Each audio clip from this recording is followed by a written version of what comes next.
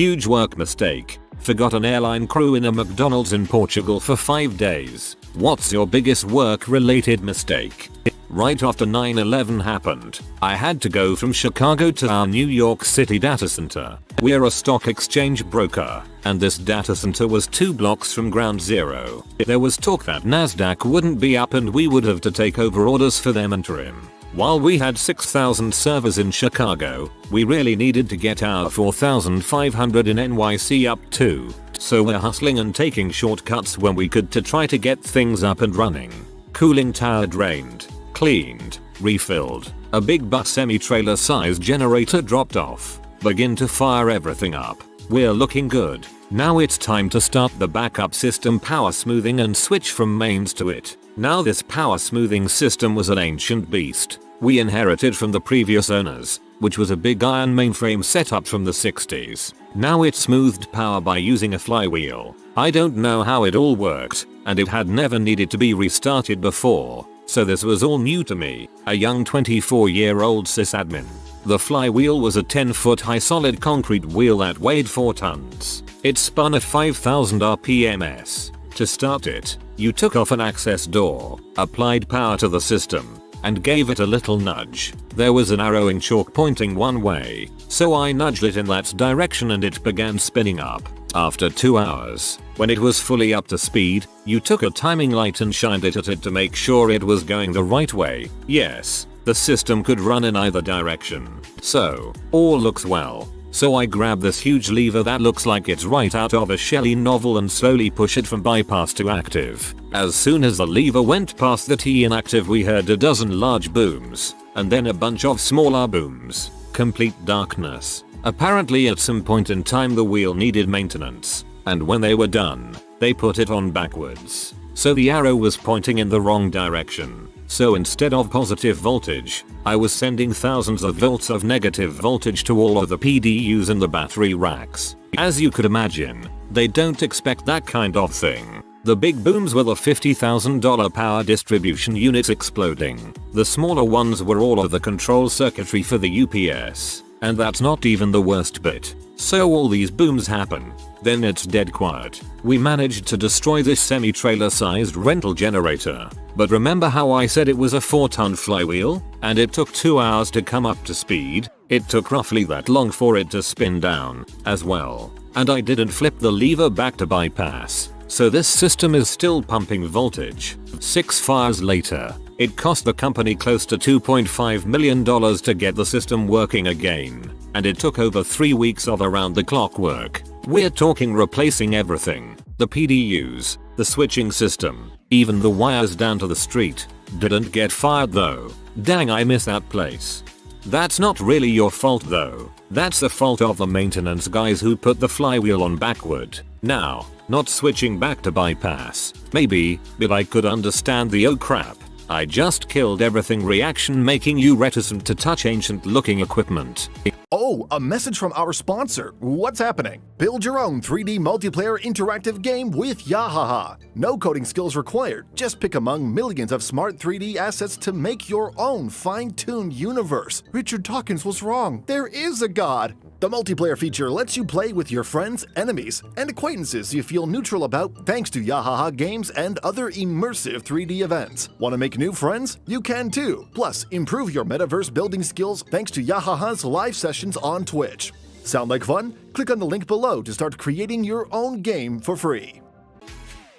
Throwaway. For obvious reasons. I was working on one of those TV shows where you do stupid things in public and film people's reactions. In the skit we were doing, a man would be jogging with a stroller containing a lifelike baby doll, and I was going to hit him with a car. The jogger was wearing bright green. They dress funny on these shows so that you don't mix up the cast with pedestrians. So I'm cruising up to the stop sign in a beat up old Ford. My adrenaline is really pumping. This was my first time actually being involved in a skit. I see the bright green jumpsuit, and I gun it. I hit the wrong guy. It was just some dude jogging with his kid. I realized what happened when the guy I hit didn't jump onto the hood the way you're supposed to in these stunts. I honestly don't remember anything about the incident after that. I was in shock. The dad had a few broken bones. The baby was fine. Needless to say, there was a huge settlement paid out. I'm currently pursuing an unrelated career. Moral of the story: dress as normal as possible while in public. My dad always tells of a story when he, an electrician, plugged in some wires backwards and blew up a $10,000 piece of equipment. His boss was really cool though and told him, just consider this a $10,000 investment in your education. When I was a kid, I used to work at Hess. It was one of those one-man stations where the attendant sits in a little booth in the center of the pumps. This was before the days where you could pay at the pump. You would go to the booth, give your credit card to the cashier, through the little S under the plexiglass, and he would open your pump. One day, one of the pumps jammed, and I had to go out to fix it. As the station was very busy, I hurried out to the pump, and only after I heard the click of the door closing behind me did I realize I had locked myself out of the booth. Needless to say, the variety of people who were trying to get gas and now couldn't were quite upset. Not quite as upset as the people who had their credit cards locked inside the booth, though. I ended up having to call my manager at home from a payphone to bring another key to let me back in. I was left dealing with irate customers for the hour it took him to arrive, and turn away other irate potential customers who I had to turn away, one whom was completely out of gas and stuck there. My manager had a chuckle when he arrived, and I late learned that this eventually happened to everyone, and that you could use the stick used to measure the gas levels in the tank to push through the tiny slot in the front through the booth to unlock the door. Give your credit card to the cashier through the little S under the plexiglass. Best payment method ever. Used a equals rather than equals in a bulk email sent to clients' business partners. First recipient got 900 emails. Second 899. Third 898. So on and so forth. You have ma bang.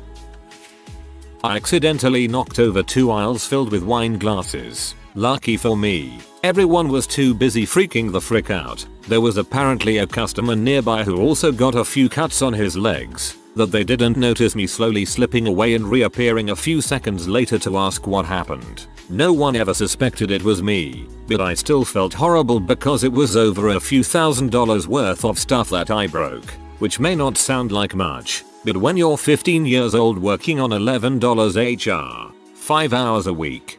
I thought you said they didn't notice me slowly sipping away like you were standing there with a glass of wine watching. I left a huge legal folder for a multi-billion, with a B, lawsuit on the subway. Some homeless guy finds it, calls the opposing attorney and ransoms the dang thing. Luckily there was nothing in the file that wasn't secret or not public record. Needless to say, I was fired. Counter intel. Start leaving fake legal folders where bums can find them. Accidentally sent out the salaries of every one of our executives and the owner to about 100 people in the company. The TLDR is that I requested info from HR, just a list of eligible employees for something, and what they sent had the default sheet 1/sheet 2/sheet 3 tabs at the bottom of the workbook. Sheet 1 was the list I had requested. Sheet 2 was for some reason executive compensation. It sucked. Please disregard earlier message. Those numbers were not salaries, they were just scores in our fantasy football league. Accidentally uploaded the email templates to the wrong website. The email template I uploaded was from an organic farm company with a message like, if we don't get back to you soon, we're probably knee deep in mud. The company I uploaded it to? Yup, funeral directors. Killed all power to a stage in a venue with 1,200 people raving hard. Longest 30 seconds ever while I switched the broken cable out. I used to be a product merchandiser for Coca-Cola a few years ago.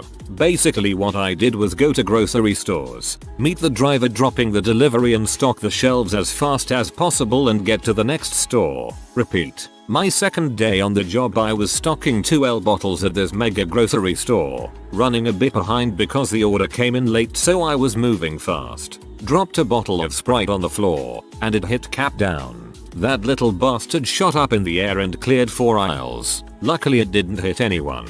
On my last day of working for Coke, same thing happened, except this time it went flying straight for the cash and nearly hit some lady in the head. As I headed to the back room to get a mop, every employee was lined up applauding. One of them offered to clean it up as it was the funniest thing he'd seen working at the store, and that was the last bottle I stocked working for Coca-Cola. Accidentally deleted the email accounts for my entire organization. Stopped the command once I realized what happened, but by that time it had wiped out 3/4s of the mailboxes, including both of the owner's accounts. That was a dark day. I'll always be careful with RMRF from now on though. I had a project to refurbish the sump in a hydrochloric acid containment structure in a refinery. Basically, the HCl tank had a wall around it so that if the tank leaked, the HCl would be contained. Inside the wall was a sump full of water, used to scrub out the fumes when the tank was filled. Never mind, this sump was full of very acidic water, and even after pumping it out and flushing it several times, the pH was 0. Yes, 0. Well, we couldn't use the special epoxy to repair the cracked concrete until the pH was like 2 or something, so I suggested that we put some Neo into the next flush to try to bring the pH up enough. The manager in charge said, "Good idea, just fill it with straight caustic," the industry term for Neo. That wasn't my intention, but I went along, and when we came back the next day, the sump was gone. The Neo had just eaten the HCl-soaked concrete in a frenzy of reactive chemistry. Now, for those of you who remember your high school chemistry, HCl plus Neo, NaCl plus H2O. For those who don't, I had made a puddle of salt water where there had been acid-soaked ground before. Pretty innocuous, but that's not how the EPA sees things. It was a spill to ground of more than 1 barrel of Neo and thus a reportable incident. Oh, and the sump was dissolved. My boss was very cool about it and we built a new sump and put it in the big hole I had created. And excellent Alice. Whoa, that's both hilarious and scary. Okay, I've come out of the depths of Lurkerdom to post this. Here goes. I used to work for a TV company that makes a lot of high profile shows, including one of the most popular shows on British TV, which is also broadcast around the world. Our client had gone out on location and shot all their footage for an episode of this show and brought it back to my work, only for me to then lose their tapes. The show goes out on a Wednesday night, and it got to the Sunday beforehand and we still couldn't locate 5 of their tapes of footage, because I had put them somewhere, and not in the location I logged them into on our system. Everybody chipped in to help look for these tapes, staying behind and pulling 16-hour shifts to search for them, but when push came to shove, we couldn't find them and my company had to pay for the client to reshoot their footage. Not the end of the world, right? Wrong. It turns out that the footage on the tapes I had misplaced had been shot from a goddamn helicopter. So my company had to fork out £18,000 for the camera rentals, the crew and the hire for a dang chopper. And then real kicker is that as soon as they had shot it again, the original tapes turned up. FML. TL. DR. I messed up bad and cost my company £18,000. Probably won't be seen by now, but when I was an MSN Tier 2 infrastructure engineer, I deleted all the MX records for the hotmail.com domain, effectively cutting off inbound mail for all of Hotmail. It was down for about 5 hours. I hope this doesn't get buried, because this is a good one. I am a chemist, and over the period of about a year I was doing a series of very dangerous reactions. Essentially I had to mix a strong acid with an alcohol solvent and several other chemicals, seal the chemicals in a strong glass bottle, high pressure reactor, seal the bottle, and submerge the reaction vessel in 175° C silicone oil. If any of you have heated up a closed container, you know this builds internal pressure inside the container. I kept a valve on top of the reactor to monitor the pressure. The container was rated to be safe at pressures up to 150 C. Unfortunately for me, one particular day I started warming up the reaction, and the heat was applied to the solution just fast enough in just the right way to start a runaway polymerization reaction.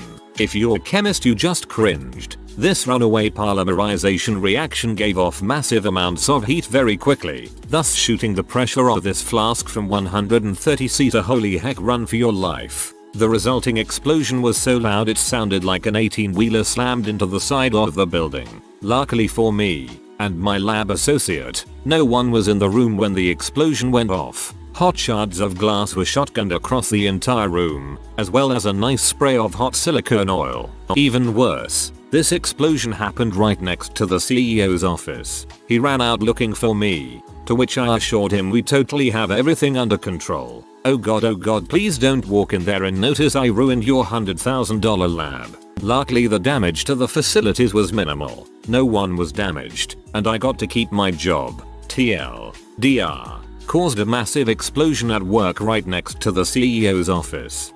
If I were the CEO of a chemical company, I would definitely not take the office right next to the lab.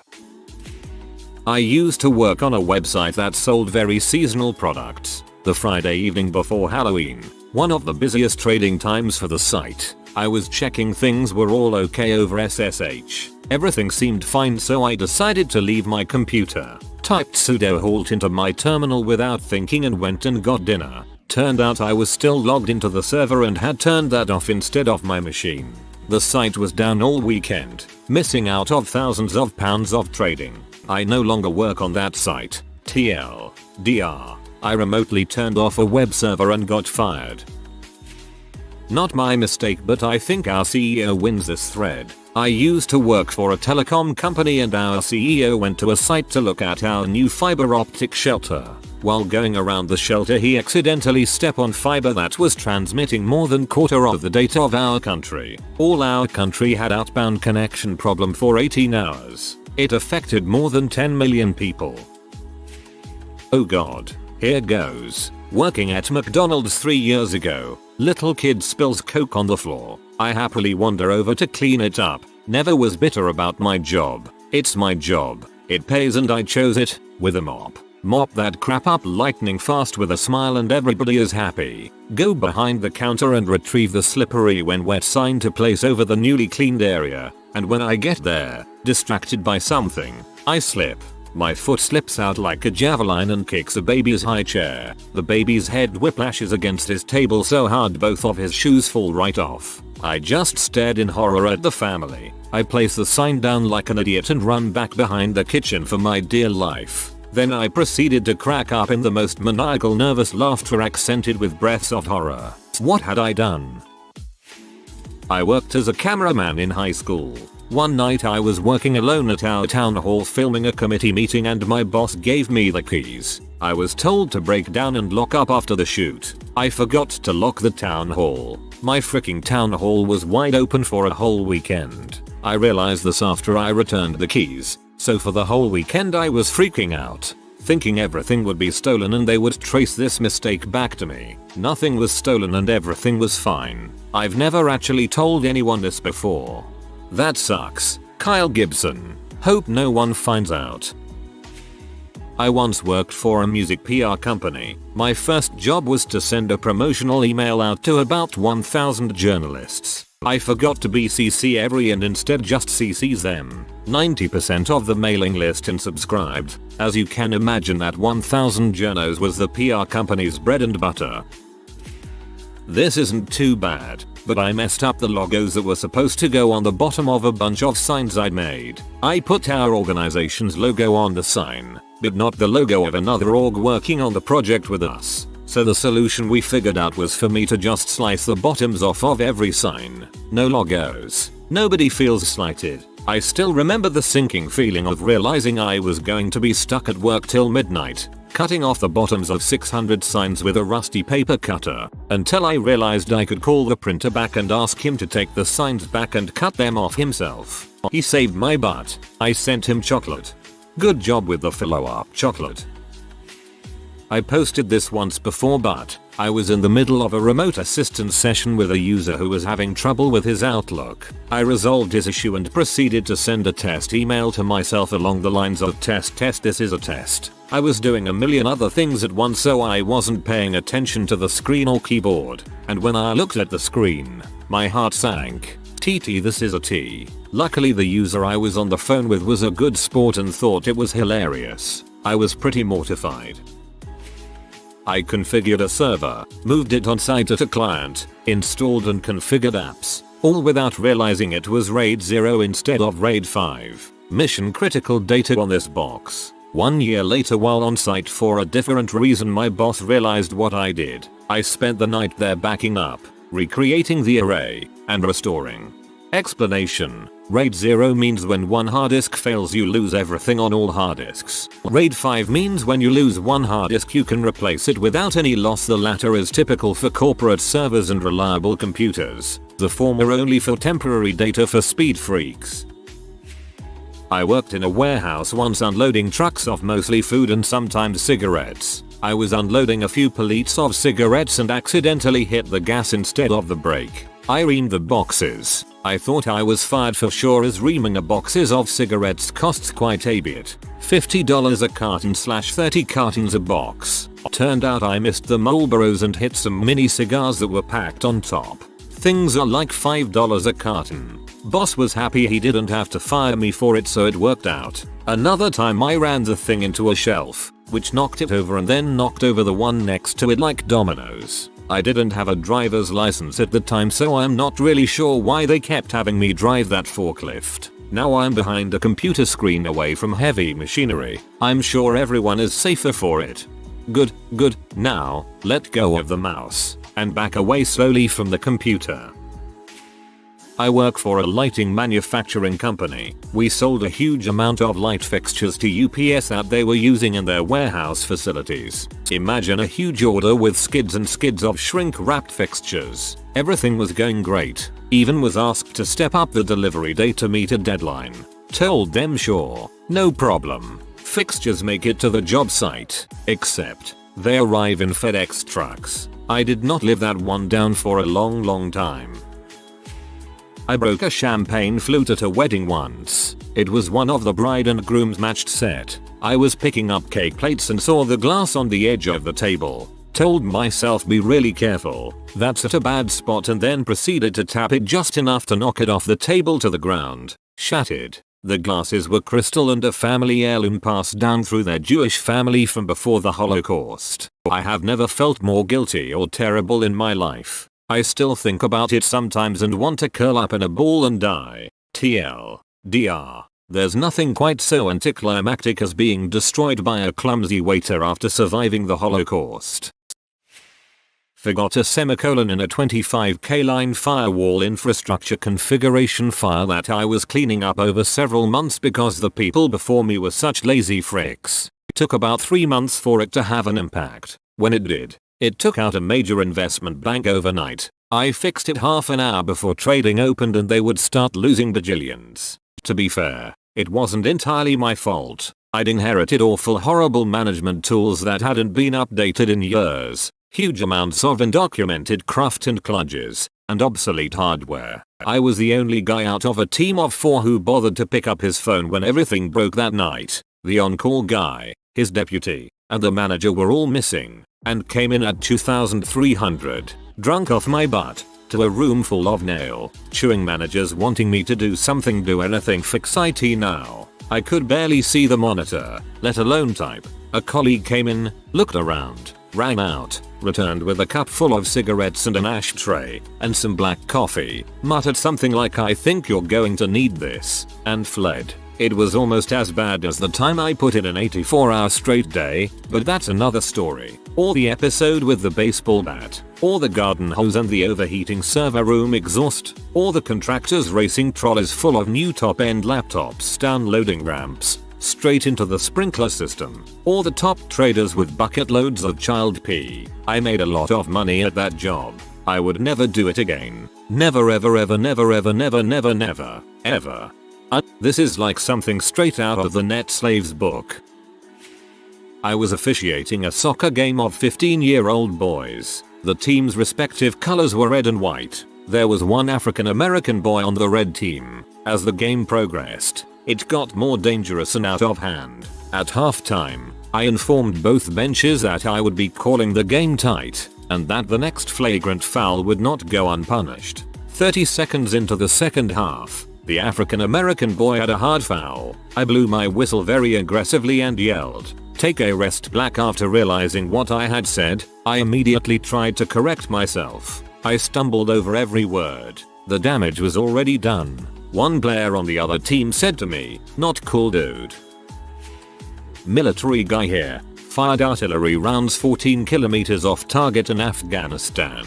No one was injured and the issue was more systemic than my fault, so no one got in trouble after it was all said and done. The rounds were elimination, so the chance for injury was pretty minimal. The scary part is that no one except me noticed the mistake. Close enough for government work. Not my mistake, but someone I knew. I work with aircraft mechanics and a jet we worked on was launched out by a crew chief. They are pretty much in charge of all the maintenance that goes on. Well, he neglected to do his walk around, as did the crew too apparently, and didn't close a sliding access door on the underbelly of the aircraft. Jet took off and wouldn't you know, it wouldn't pressurize. Funny thing is, there's a light that tells you this door is open on the flight engineer's annunciation panel. A dummy panel that tells the crew something is wrong by illuminating a light that's normally off. But no one caught it. This was the last straw for this guy, as he's no longer on the line taking care of jets. It should be noted this guy wasn't a newbie either. I always wanted to have Cabrajet.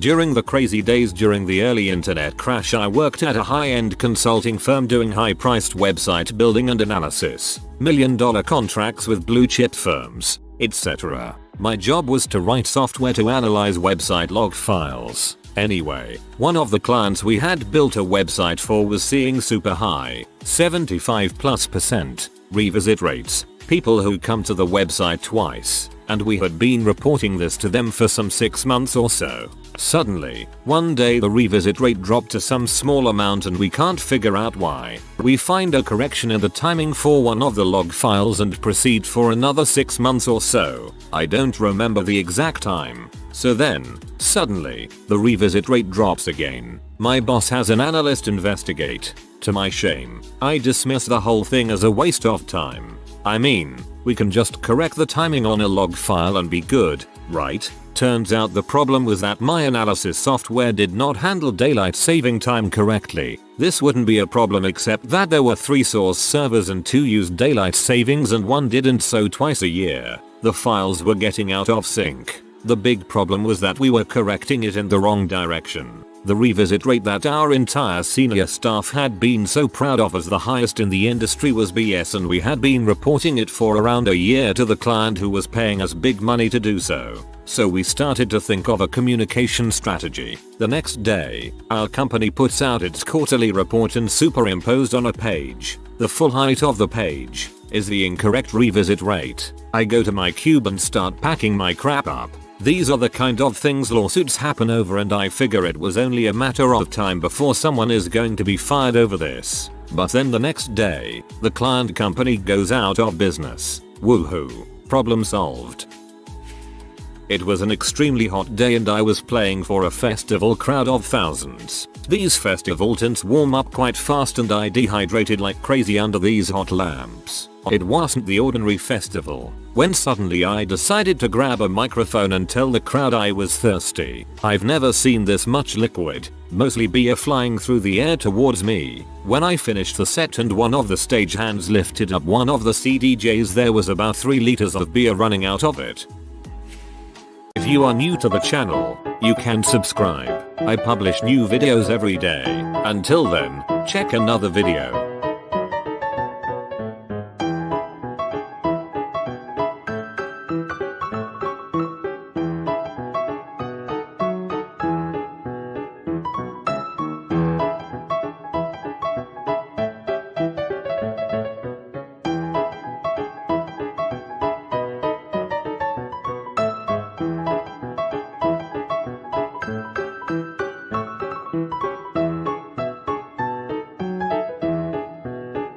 Bye for now.